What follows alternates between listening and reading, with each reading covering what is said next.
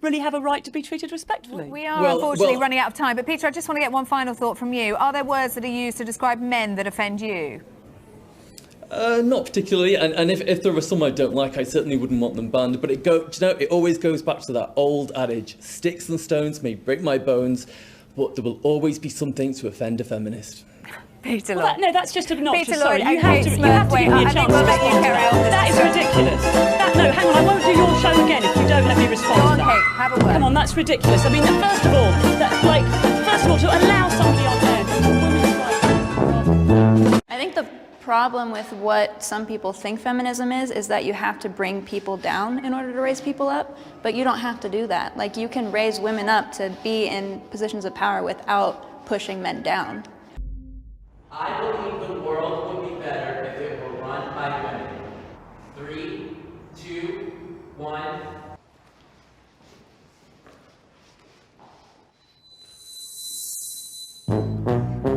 How is that any different than saying I believe that the world would be better if it were run by men? Like, if we're going to say that on this token, we get that on that token, that's not even balanced at all. Right. I think what my thought process is in the current state that we're in right now, then I think that it would be once we get to the place where we are able to raise our children the same way, and like women aren't afraid to like go outside, and like guys don't have like toxic masculinity, then it's like anybody can run the country, and like it's all going to be the same because we're all raised the same. But I think for right now in the place that we're in, I think women have a better understanding of that. But I think it's hard because when you have little boys that are growing up that are just not even accountable, or nor should they be, for things that men, their fathers might have done, or their grandfathers, and then saying like women should be running the world. It's the same thing, where how is that different than in the 1950s, 7-year-old little girls were told men should be in positions of power.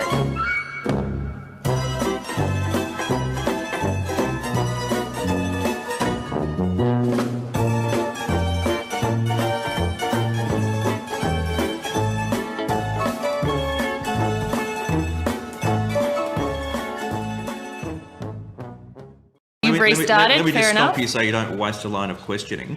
I'm just giving you... I love the mansplaining. I'm enjoying it. You're loving what? The mansplaining that's going on. Well, just talking me through how by not answering the question, by repeating processes which are not related to the question that I've asked. What's mansplaining, Senator? Well, it's the slightly patronising and condescending way that you're responding to my questions. Well, I would suggest, Senator, that if you're putting the word man in front of some description of what I'm doing, you're doing that which I'm sure you're very much against, is making a sexist implication about how I'm conducting my role as a man. Well, then the easiest way to do it... Is that what you're saying, Senator? Well, what I'm saying is that the way you've been responding to me has been patronising and condescending.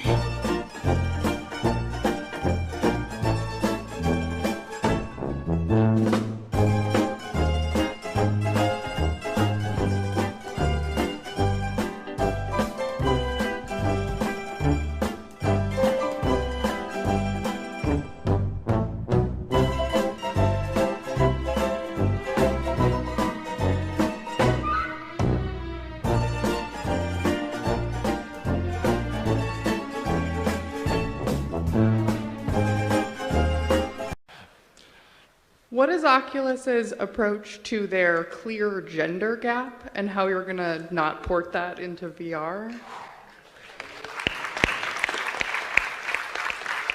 We are having a hard time hiring all the people that we want. It doesn't matter what they look like. Yeah. So I guess we'll just jump around here. Ellen, welcome to the program. Thank you for having me. It's a pleasure to be here. Well, pleasure. I believe that is the issue here. Is that what your group is against? Of course not. We believe God put us on the earth to enjoy life and enjoy the world He created for us. But why form a group against something like this? Thank you for asking me that. I wouldn't be doing this if I didn't think it was very important. But there are some people who would say, come on, it's just masturbation. I don't think of it as just masturbation.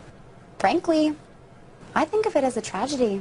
A tragedy? You mean like a tsunami or Rwanda? Yes, I think it's that serious. Because those events, while certainly tragic, affected only one region of people in the world or another.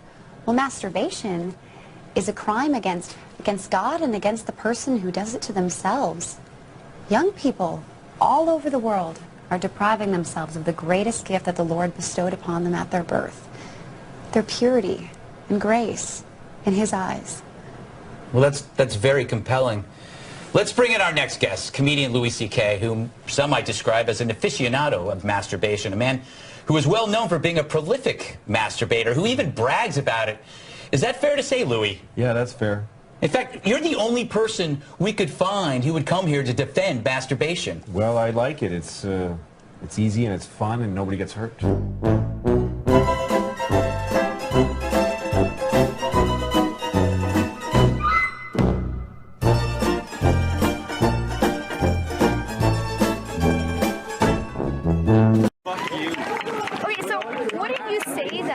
It would be feminine. No, I'm just asking you a question. Do I seem unreasonable to you? Yes, you seem unreasonable. Because I seem really pleasant. Am I coming across as pleasant right now, Durk? Yeah, absolutely. We're just trying to have a conversation here. I'm trying to have a conversation with you. Go away. Get out of my fucking face. I will break your camera. You do not have the right to... Whoa! Guys, stop. Let's calm down. Calm down. You don't have the right to film me before you go. Yes, he does. Just yeah, I do. You just hit me in the face. No, don't hit me.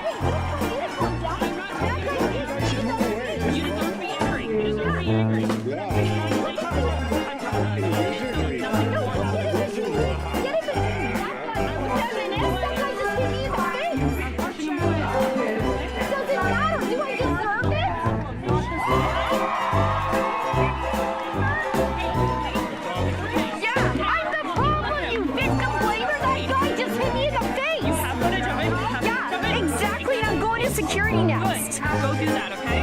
I'm just trying to make sure nothing happens and it doesn't escalate, okay?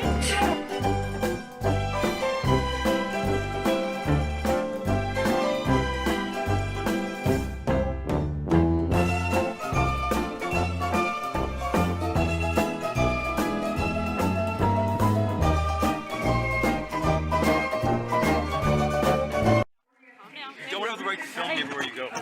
Yes, he does. Just...